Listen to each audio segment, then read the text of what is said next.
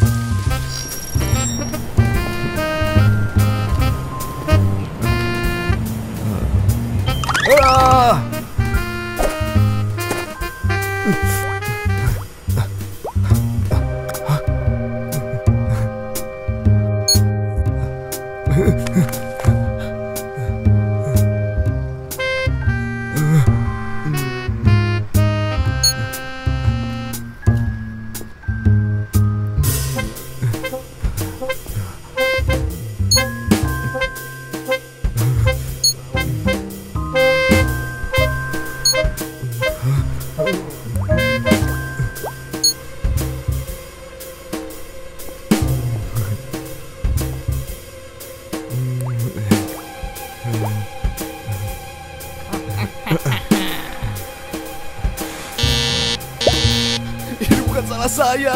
Tobat, saya tobat. Jangan terima gratifikasi ilegal.